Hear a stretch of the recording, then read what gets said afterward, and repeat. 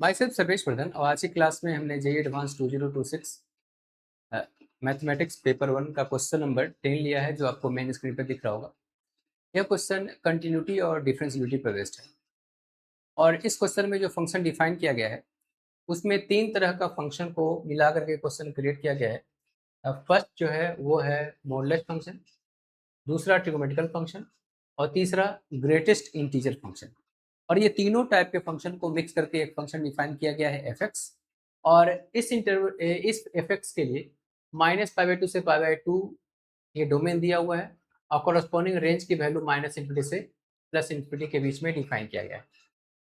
ठीक है, इस फंक्शन एफ एक्स के बारे में पूछा जा रहा है कि इस इंटरवल में ये फंक्शन कितने पॉइंट पे वो नॉट कंटिन्यूअस है। और दूसरा क्वेश्चन पूछा जा रहा है इस इंटरवल में यही फंक्शन कितने पॉइंट पे नॉट डिफरेंशिएबल है।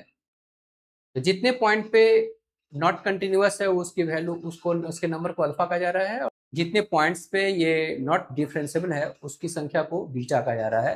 तो पूछा जा रहा है कि अल्फा प्लस बीटा की वैल्यू कितनी है। तो आप ध्यान से देखिएगा, सबसे पहले जो मॉडुलस फंक्शन है, ट्रिग्मेटिकल फंक्शन है, ग्रेटेस्ट इंटीजर फंक्शन है, उसके बारे में समझ जाते हैं कि इंडिविजुअली ये फंक्शंस के कितने कौन कौन से पॉइंट पे कंटिन्यूअस है और किस किस पॉइंट पे नॉट डिफरेंशिएबल है। तो सबसे पहले हम लोग देख लेते हैं मॉडुलस फंक्शन। तो मॉडुलस फंक्शन में आप देखिएगा कि मॉडुलस फंक्शन का जो ग्राफ होता है वो कुछ इस तरह का होता है। ठीक है, इसमें आप देखिएगा कि ये जो फंक्शन होता है वो for all value of x के लिए वो कंटिन्यूअस है, मतलब डिफाइंड वैल्यू है। कंटिन्यूअस को ग्राफ से हम ऐसे समझ सकते हैं कि पेन को अगर एक जगह पे रखें तो कंटिन्यूअसली बिना पेन उठाए हुए आगे बढ़ते चले जाएं। ठीक है, ठीक है, तो सारे पॉइंट्स पे जो होता है वो फंक्शन जो होता है कंटिन्यूअस होता है। ठीक है, और डिफरेंशिएबल डिफरेंशिएबल के लिए हम लोग क्या करते हैं, जिस एक्स के लिए हमें डिफरेंशियबिलिटी चेक करना है उसे कोरस्पॉन्डिंग हम ग्राफ पे जाएंगे और उस पॉइंट पे एक यूनिट टेंजेंट ड्रॉ करेंगे। अगर यूनिट टेंजेंट अगर डिफाइंड है तो हम लोग कहेंगे कि डिफरेंशिएबल है, और अगर नहीं है तो डिफरेंशिएबल नहीं है।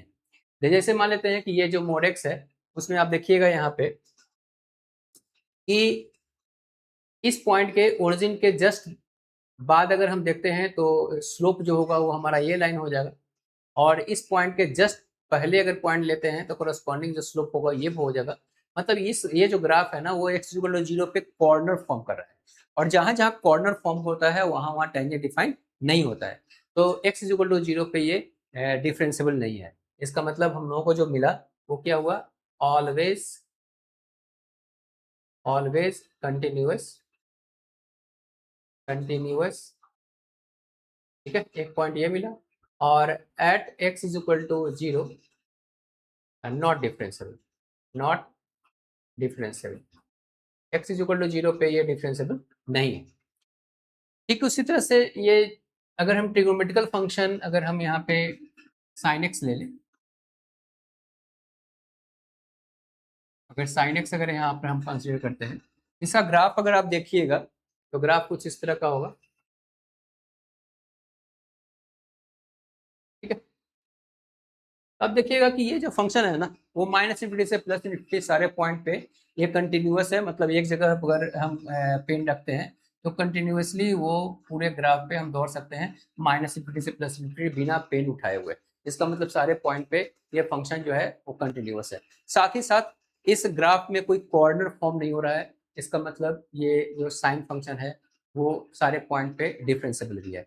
मतलब ये जो फंक्शन साइन एक्स है वो ऑलवेज कंटिन्यूअस और ऑलवेज डिफरेंशिएबल है। ठीक है, तो ग्रेटेस्ट इंटीजर फंक्शन जो है वो क्या है, तो जैसे कोई नंबर है, नंबर लाइन है ये, और नंबर लाइन पे ये ओरिजिन है, ये 1 है, 2, ये यहाँ पे -1, ये -2।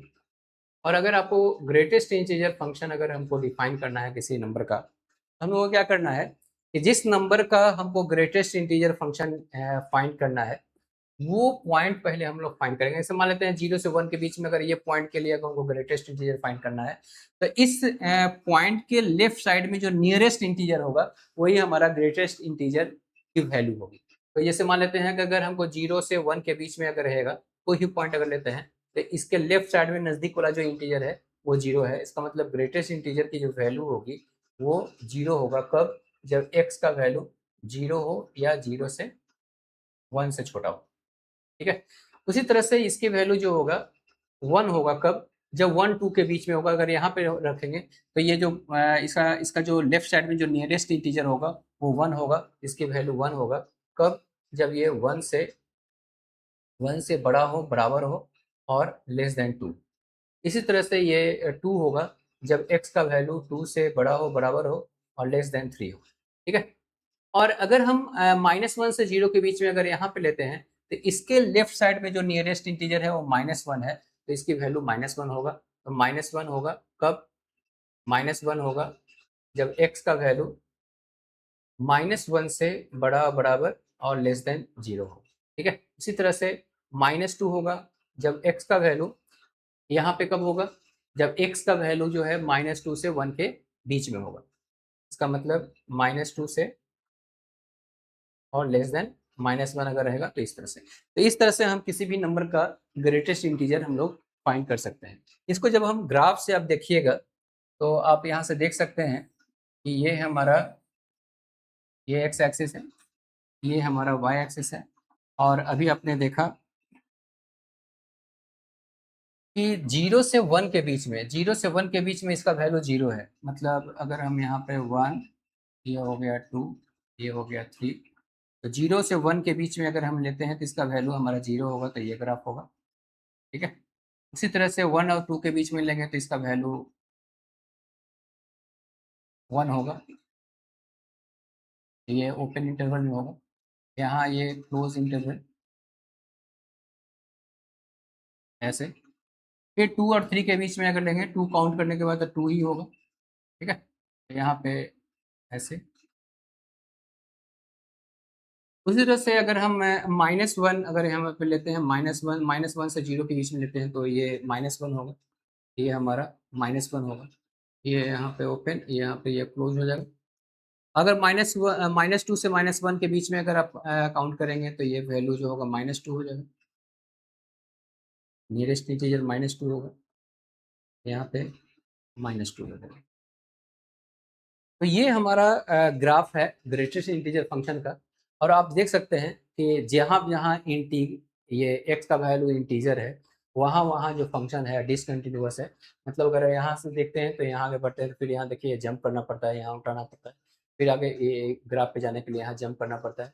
तो आप देखिएगा कि हर इंटीग्रल पॉइंट पे x का वैल्यू फॉर ऑल इंटीजर के लिए ये जो फंक्शन है वो कंटिन्यूअस नहीं है। तो नॉट कंटिन्यूअस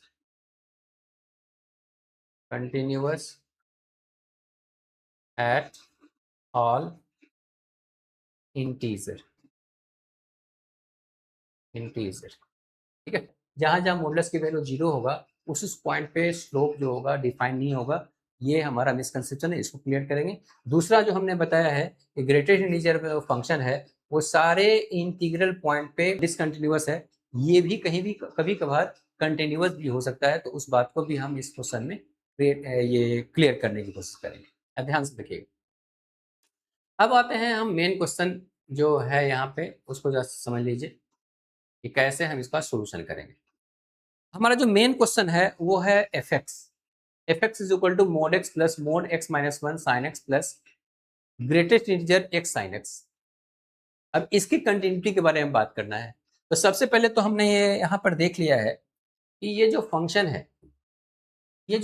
है यहाँ से लेकर के यहाँ तक वो ऑलवेज कंटिन्यूअस है, इसमें तो कोई डाउट है नहीं। अब ये ग्रेटेस्ट इंटीजर फंक्शन है, तो ग्रेटेस्ट इंटीजर फंक्शन ने बताया था कि ये जो फंक्शन है वो डिसकंटिन्यूअस होता है। तो हम अभी इसको मान लेते हैं जी एक्स, इस फंक्शन को पार्टिकुलर को हम लोग जी एक्स यहाँ नाम देते हैं।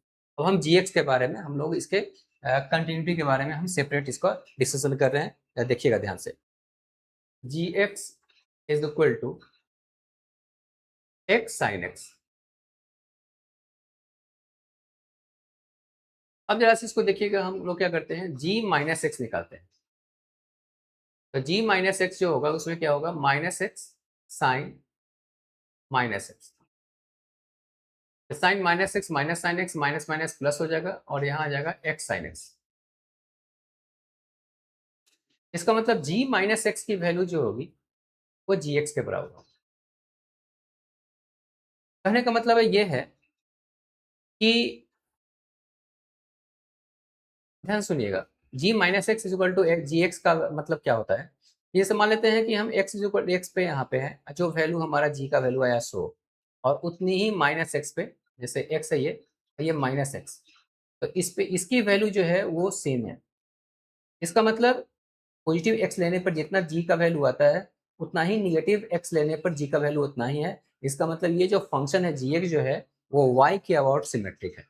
इसका मतलब अगर g minus x is equal to g x है तो हम ये कह सकते हैं कि जो फंक्शन है वो g x is symmetric about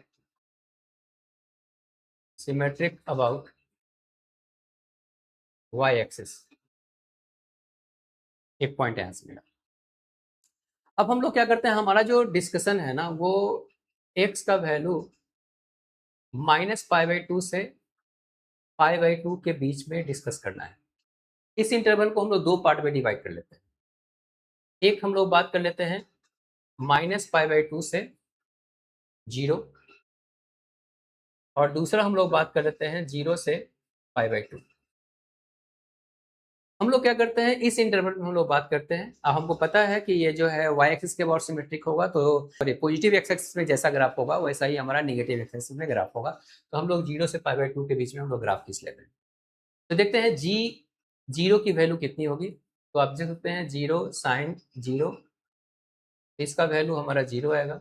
और जी π/2 की वैल्यू अगर आप देखिएगा तो आएगा यहाँ से π/2 साइन π/2, ठीक है। साइन π/2 का वैल्यू 1 होगा और यहाँ से आएगा ये 22/7 और ये हो गया हमारा 11/7 और इसकी वैल्यू जो होगा आप देखिएगा, मतलब इसका ग्रेटेड इंटीजर की जो वैल्यू होगी क्योंकि 1.57 ये 1.571 है, तो इसका जो ये जो नंबर है नंबर लाइन पे 1 और 2 के बीच में है। तो 1 और 2 के बीच में नंबर है तो इसका ग्रेटेड इंटीजर जो होगा नियरेस्ट इंटीजर होगा लेफ्ट साइड वाला। इसका मतलब इसकी जो वैल्यू होगी वो 1 है। इसका ग्राफ खींचते हैं। ये है हमारा greatest integer x sine x.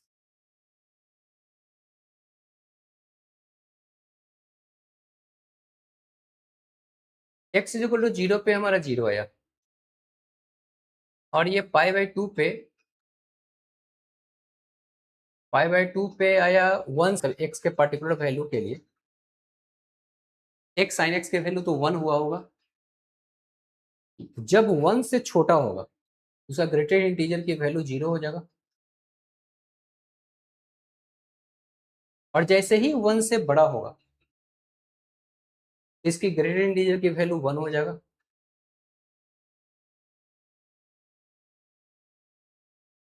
तो ये हमारा 0 से π/2 तक का है। और फिर अभी बताया था हमने कि ये सिमेट्रिक है वाई एक्सिस के अबाउट। इसका मतलब इसका ग्राफ जो होगा वैसा ही ग्राफ होगा हमारा। मतलब ये जो greatest integer x sine x की जो वैल्यू है वो आप देख सकते हैं, इसका ग्राफ हमारा इस तरह का है। तो आप देख सकते हैं डिसकंटिन्यूअस पॉइंट कितना है। तो डिसकंटिन्यूअस पॉइंट एक पॉइंट यहाँ है और एक पॉइंट यहाँ है, दो ही पॉइंट डिसकंटिन्यूअस पॉइंट। अगर आप इतना सोच करके अगर आप सॉल्व नहीं करते हैं, जल्दीबाजी में निर्णय लेते हैं कि जहाँ जहाँ ये इंटीजर होगा वहाँ वहाँ डिसकंटिन्यूअस होगा, तो उस आधार पे x इज इक्वल टू 0 पर भी इंटीजर है तो वहाँ पर डिसकंटिन्यूअस नहीं, देखिए कंटिन्यूअस है। ये जो ग्रेटेस्ट इंटीजर के बारे में जो स्टेटमेंट है कि ऑल इंटीग्रल पॉइंट पे वो हमारा डिसकंटिन्यूअस होता है, वो हमेशा सही नहीं होता है। ग्रेटेस्ट इंटीजर के अंदर जो फंक्शन है, अब फंक्शन में वो दो जो फंक्शन का अगर प्रोडक्ट है तो दोनों का प्रोडक्ट का नेचर डिपेंड करेगा कि कब कंटिन्यूअस होगा कब कंटिन्यूअस नहीं होगा। तो एक साइन एक्स जो है -π/2 से π/2 के बीच में दो पॉइंट पे डिसकंटिन्यूअस है। तो हमको ये पता चल गया कि एफ एक्स जो है ना, एफ एक्स आप देखिएगा कि ये जो पूरा फंक्शन है ना वो ऑलवेज कंटिन्यूअस है। और ये जो फंक्शन है ना वो 2 पॉइंट पे डिसकंटिन्यूअस है। तो इसका मतलब एफ एक्स जो है वो -π/2 से π/2 के बीच में 2 पॉइंट पे डिसकंटिन्यूअस होगा, मतलब अल्फा का वैल्यू हमारा 2 आएगा। Number of discontinuous point in F x जो है इसको अल्फा कह रहा है और इसका वैल्यू 2 आ रहा है। अब रही बात डिफरेंशियल कहाँ कहाँ नहीं, नेक्स्ट पार्ट है, उसमें हम लोगों को पूछा जा रहा है कि डिसकंटिन्यूअस पॉइंट कितने हैं -π/2 से π/2 के बीच में। आप देखिएगा कि gx में 2 पॉइंट जो है हमारा डिसकंटिन्यूअस है, तो जिस जिस पॉइंट पे डिसकंटिन्यूअस है तो क्लियर है ये दोनों पॉइंट पे टेंजेंट डिफाइन नहीं है, इसका मतलब ये डिफरेंशिएबल भी नहीं होगा। जो integral part of x sine x है इसमें 2 पॉइंट, यही 2 पॉइंट जो है इस दोनों पॉइंट पे ये फंक्शन डिफरेंशिएबल नहीं है। ठीक है, तो एक्स साइन एक्स का तो पता चल गया, इसमें हमको पता चल गया कि ये integral part x sine x में -π/2 से π/2 के बीच में 2 पॉइंट है जहाँ पे डिफरेंशिएबल नहीं है। अब हमको ये यहाँ इसमें भी हमारा 2 फंक्शन है, एक है mod x sine x, product कर देंगे तब मोड एक्स साइन एक्स, और दूसरा है मोड एक्स -1 साइन एक्स। तो जल्दीबाजी में ये आंसर नहीं देना चाहिए हम लोगों को कि मोड एक्स साइन एक्स में ये जो मोड फंक्शन है वो एक्स इक्वल टू 0 पे डिफरेंशिएबल नहीं है, तो क्लियर होगा कि मोड एक्स साइन एक्स भी डिफरेंशिएबल नहीं होगा। और साथ साथ ऐसा भी ये स्टेटमेंट कि मोड एक्स -1 जो है वो 0 कहाँ है, एक्स इक्वल टू 1 पे, इसलिए हम ऐसा नहीं कर सकते कि मोड एक्स -1 साइन एक्स जो है वो एक्स इक्वल टू 1 पे डिफरेंशिएबल नहीं है। मतलब जल्दीबाजी में आंसर नहीं देना है, बस समझ बूझ करके देना है। ठीक है, ठीक है कि मोड एक्स फंक्शन जो है वो हमारा जहाँ जहाँ मोड की वैल्यू 0 होता है वहाँ वहाँ वो डिफरेंशिएबल नहीं होता है, लेकिन अगर उसके साथ कोई फंक्शन प्रोडक्ट में अगर हो तो बातें बदल सकती हैं। ठीक है, वो डिफरेंशिएबल और नॉट डिफरेंशिएबल दोनों हो सकता है। ठीक है, तो हम इसको यहाँ से समझने की कोशिश करेंगे। पहले हम देख लेते हैं f x is equal to mod x sine x plus mod x-1 sine x plus यहाँ जो आया x साइन एक्स,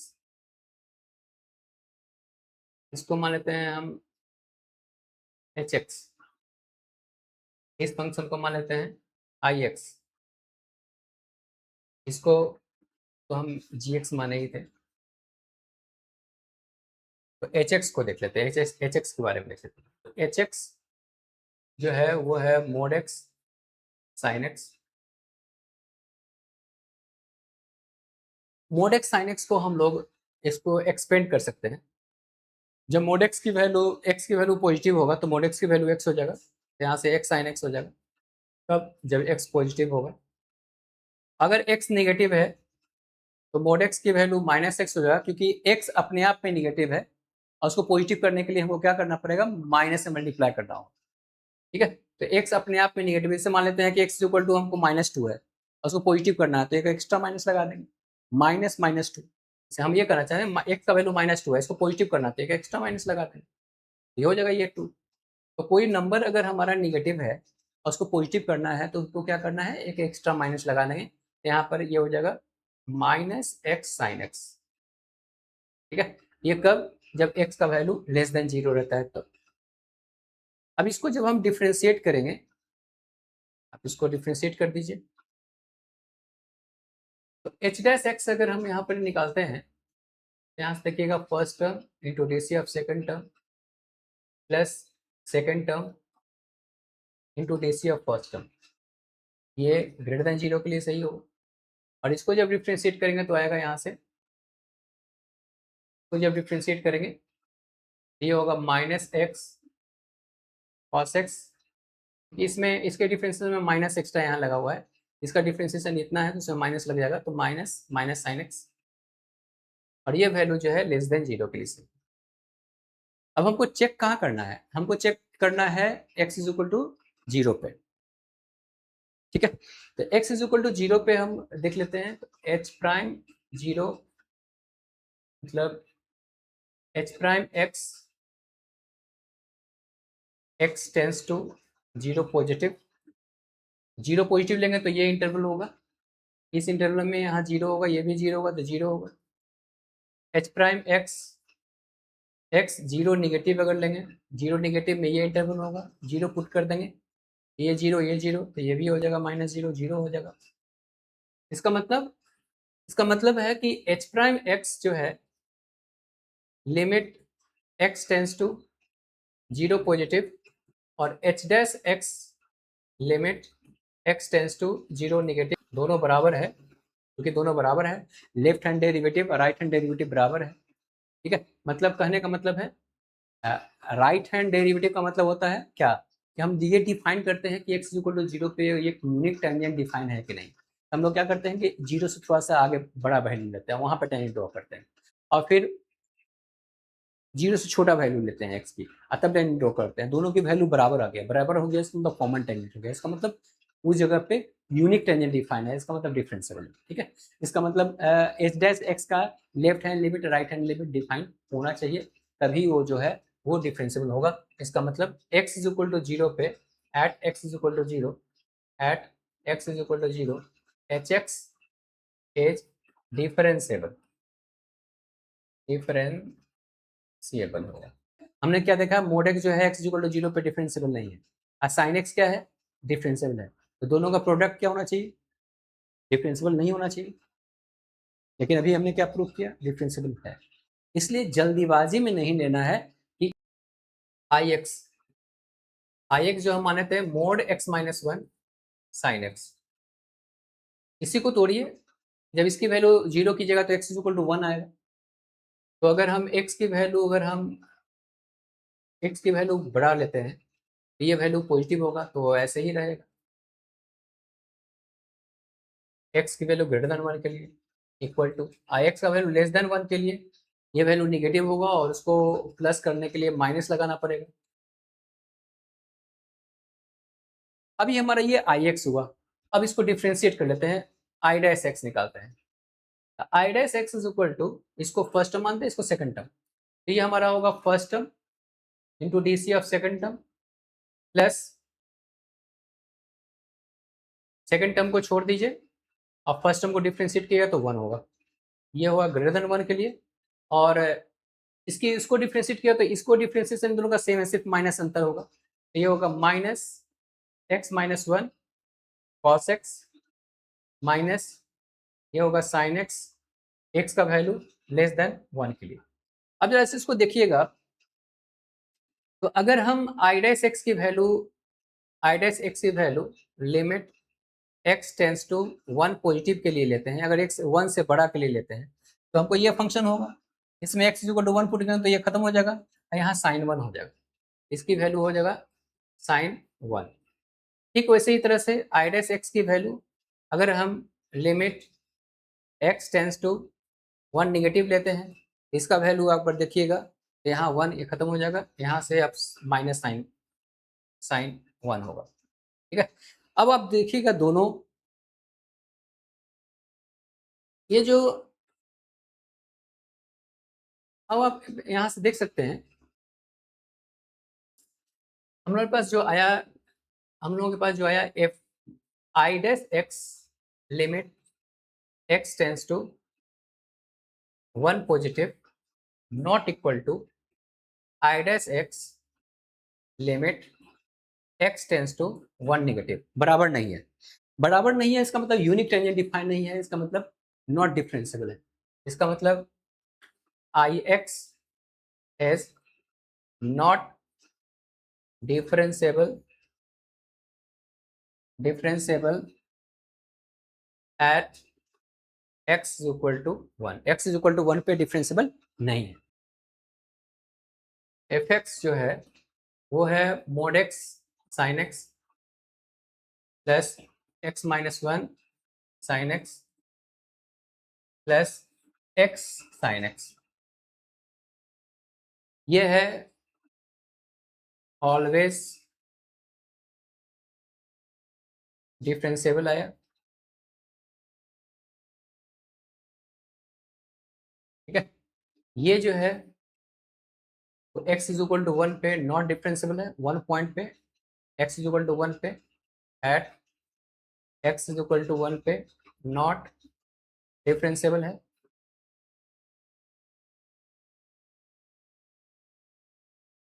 और ये जो है 2 पॉइंट्स पे not differentiable, at 2 points not differentiable.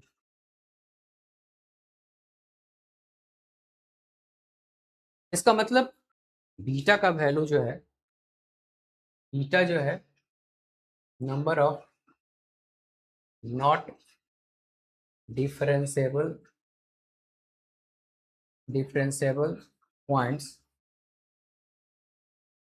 कितना है, वो 3 है। ठीक है, ये हमको 3 आया।